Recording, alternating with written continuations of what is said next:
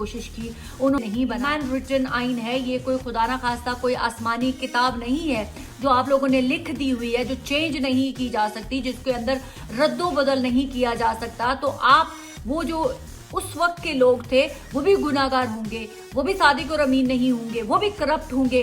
उन्होंने जब ये लिखा पाकिस्तान का आइन, तो आप लोगों ने उन लोगों को बुरा भला कहने की बजाय, उन लोगों को कटहरे में खड़ा करने की बजाय, उन्होंने कभी क्लेम नहीं किया था काजी साहब आपकी तरह कि मैं कोई परफेक्ट इंसान हूँ। उन्होंने कभी आपके सामने दावा नहीं किया था कि मैं कोई फरिश्ता हूँ। उन्होंने पाकिस्तान बनाया, उन्होंने ये दावा नहीं किया कि मैं नाउज़ बिल्ला को पैगंबर बन गया हूँ या मैं बहुत बड़ी कोई हूँ, लेकिन उन्होंने पाकिस्तान बनाया। अब बानिए पाकिस्तान को कंट्रोवर्शियल बनाने से प्लीज नेक्स्ट टाइम गुरेज करें। अगवा हुए लोग जो हैं वो खुद क्यों नहीं आ जाते और क्यों नहीं आके स्टेटमेंट दे देते कि हम अगवा हुए। कि एतजाज अहसन ने देखा था कि किसी को अगवा किया जा रहा था, वो विटनेस थे। ये पाकिस्तान के चीफ जस्टिस को इस किस्म की बातें जो हैं वो जेब नहीं देती। पाकिस्तान की अदलिया पहले ही पूरी दुनिया में सबसे लोएस्ट नंबर के ऊपर है और इस तरह की बातें करके पाकिस्तान की अदलिया को, पाकिस्तान के इंसाफ के निज़ाम को कंट्रोवर्शियल बनाने की भोंडी कोशिश की जा रही है। काजी फायज ईसा ये कहना चाह रहे थे कि अगर कोई शख्स जो है वो गुनाहगार है और 20 साल उसने मौलम बन के गुजार लिए तो क्या उसको उसके जुर्म की सजा दी जाएगी?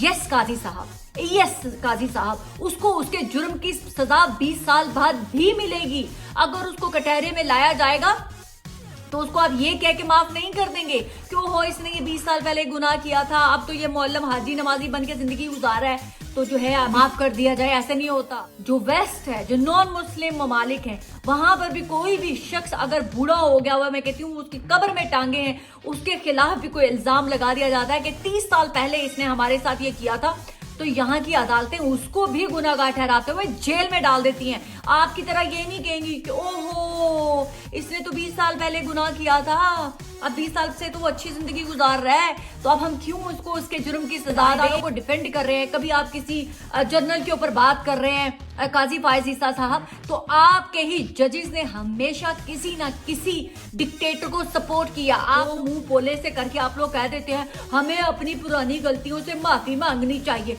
आप गलतियों पे गलतियां, गलतियों पे गलतियां, गलतियों पे गलतियां करते आ रहे हैं। ये डायलॉग, ये भाषण की हर दफा में सुनने को मिलती है, हमसे हुई गलतियों को ना हमने सुधारना है। सुधरना नहीं है, आगे गलतियां करते जाओ, पिछलियां सुधार दे जाओ। ये क्या है? जस्टिस साहब, आपने कभी पाकिस्तान के अंदर उस गरीब का केस सुनने के लिए लगाई है अपनी स्पेशल कोर्ट? जिस सिस्टम के लिए, जिस इंसाफ के लिए आप जजेस को पाकिस्तान के टैक्स पेयर से पैसा मिलता है कि आपने पाकिस्तान के मजलूम लोगों को इंसाफ प्रोवाइड करना है, वो बेचारे फांसी पे चढ़ जाते हैं, फांसी चढ़े हुए 10 साल गुजर चुके होते हैं और जजों को ख्याल आता है वो बाइज्जत बरी करते हैं। पता चलता है वो बंदे की तो हड्डियां भी कीड़े मकोड़े जो है कब्र में खा गए होंगे बेचारे को। इंसाफ आपको 10 साल बाद देना याद आता है। आपको इंसाफ हमेशा अमीर ताकतवर को देने का ही ख्याल क्यों आता है? हम ये नहीं कह रहे कि मियां साहब के साथ नाइंसाफी नहीं हुई, उनको नाहल गलत किया गया, लेकिन अभी जो आपके दूसरे ही कमरे में बैठे हुए लोग जो चीखो पुकार कर रहे हैं, पार्टी के लोग आपसे आके अपना रोना धोना धो रहे हैं कि हमारे साथ नाइंसाफी हो रही है, आप उसकी तरफ नहीं देख रहे, आप उनकी नहीं सुन रहे।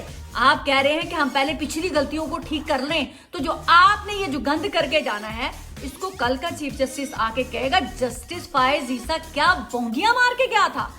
आपको भी फिर हिस्ट्री ऐसे ही याद रखेगी। आपको बजाय से कि सबको इक्वली प्लेटफॉर्म प्रोवाइड करने के लिए आप पिक एंड चूज करके विच हंट कर रहे हैं आप, और आप बात कर रहे हैं कि जी मैं इंसाफ पे काम करूंगी। दो आपने साफियों के मतीउल्लाह जान का और आपने असतूर लौंडे का नाम ले लिया क्योंकि वो आपके अपने थे, और एक आपने एक और साफी का नाम पूछा इमरान रियाज कौन है। बिल्कुल ठीक कहा आपने, वो कौन है इमरान रियाज। मैं कहती हूँ ये बहुत अच्छा मौका है उस इमरान रियाज को भी आके ना बताने का अदलिया में कि 4 माह वो कहाँ गायब था, जिसने वो पूरे पाकिस्तान के अंदर एक कोहराम मचाया हुआ था कि उसका कान का पर्दा फाड़ दिया, कोई कहता था उसकी टांग तोड़ दी, कोई कहता था उसका बाजू तोड़ दिया, कोई कहता था उसकी पसलियां तोड़ दी, कोई तो ये भी कहता था कि कब्र में दफना दिया इमरान रियाज को। वैसे तो हमारे सहाफी जो है वो हर किस्म के जख्मों से, निशान से भरी हुई बॉडी दिखा देते हैं, तो उनका एक इतना बड़ा बहादुर 4 महीने किसी की गैर कानूनी कस्टडी में रहा, जो बकौल आप लोगों के उसके ऊपर बहुत तशद्दुद हुआ, उसकी जबान काट दी गई। आप में से किसी ने कोई फोटो, कोई पिक्चर, को कुछ तो देखा होगा कि उसके ऊपर जो जुल्म के निशानात उसकी बॉडी पे डाले गए थे। और इमरान रियाज के लिए भी ना एक इम्तिहान है। इमरान रियाज साहब जाएं अदालत में और जाके बताएं और मेरे जैसे लोगों को झूठा साबित करें और बताएं कि आप कौन सी जगह पे आपको गैर कानूनी तौर पे रखा गया। इतने बड़े सूरमा थे कि आपको 4 महीने उन्होंने टॉर्चर किया, आपकी बॉडी के इंच पे जख्म लगाए होंगे, आपकी जबान काटी होगी, लेकिन कितने सूरमा है आप। इमरान रियासत बड़े सूरमा है आप, डरे नहीं, काबरे कुबरे कोई नहीं आप। चाहे ना जरा बताएं अदालत को, नाम लें उनका जाके जिन्होंने आपको कैद में रखा हुआ था और आपकी जबान से कैद में रखे हुए लोगों का नाम नहीं निकलता। किसान की रियासत के खिलाफ भड़काने में तो आपकी बड़ी टक्करें लगती थी। जाके बताएं कि आप कितने बड़े सूरमा थे। आप 4 महीने कैद में रहने के बाद भी टूटे नहीं और जिन्होंने आपको कैद में रखा आप उनका नाम अल ऐलान ले सके। मैं इल्जाम लगाती हूँ आप खुद साख्ता रूपवशी में थे, अब ड्रामा कर रहे करें और जिनको पहले मामू बना रहे थे उन्हीं मामू बनाए। बातें करके बहकाए मत पाकिस्तान की आवाम को। लोगों को कहते ठक्कर के लोग मिले, ठक्कर के लोग मिले हैं।